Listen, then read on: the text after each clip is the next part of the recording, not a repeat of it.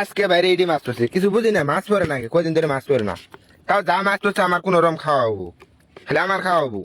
আর মাছগুলো দেখছেন কি, এই যে তেলাপুয়ের পোনা পড়ছে, পড়ছে, পুটি সাইজ ভালো আছে, আমার জন্য চলবো আর কি। মাশাল্লাহ আজকে সকাল থেকে কিন্তু খুব রোদ। আজকে কিন্তু আমি ভুট্টা ভাঙামই এটা শিওর, কিন্তু দুদিন ধরে ভুট্টা তুলি, তাও ভুট্টা তোলার শেষ দিয়ে হাইতাছি না। এবার যে ভুট্টা হয়েছে আল্লাহর কাছে হাজার শুক্রিয়া। 5 বিঘা ক্ষেত্রের ভুট্টা, তার মধ্যে 3 বিঘা ক্ষেত্রের ভুট্টা তোলা হয়েছে, আরো কিন্তু 2 বিঘা ক্ষেত্রে বাহি আছে, আরো কিন্তু আরেকটা খামাল আছে। এই খামালটা তো ছোট, ওই খামালটাই কিন্তু বড়। যাই হোক 3 বিঘা ক্ষেত্রের ভুট্টা, তারপরে 2টা খামাল আছে, কি বড় বড় খামাল আছে, তার মধ্যে কিন্তু আরো একটা 2টা ভুট্টা খামাল হবো। এইরকম কাগজটা হারাই তুই আমি যাম ভুট্টা বাগান মেলে তার কারণ ভুট্টা তাড়াতাড়ি ভাঙে আলা লাগবে। এখন যে রোদ, এই রোদে কিন্তু ভুট্টা হুগে আলা লাগবে। পরবর্তীতে কিন্তু রোদ আর থাকবো না, এই রোদ কিন্তু থাকবো না। আবার যদি ছাতা করি তাহলে তো একবার ধরা খায় জামগা। তাড়াতাড়ি ভাঙে, তাড়াতাড়ি নাইজা নাগবো, তাড়াতাড়ি হুগার নাগবো। 4-5 মাস মনে করেন যে এই কষ্ট করছে, এই কষ্টের ফল কিন্তু কেন হাতে পাইতেছে। আল্লাহর কাছে হাজার শুক্রিয়া। ভুট্টা হয়েছে মাশাআল্লাহ। ভুট্টার কিন্তু এবার দাম আছে, আর ভুট্টা বেশি ঈদের মার্কেট করবো আগে। এবার কিন্তু 2টা খামালে মনে করেন যে 3 বিঘা ক্ষেত্রে ভুট্টা তোলা হয়েছে, আরো কিন্তু 2 বিঘা ক্ষেত্রের ভুট্টা তোলা বাতি আছে।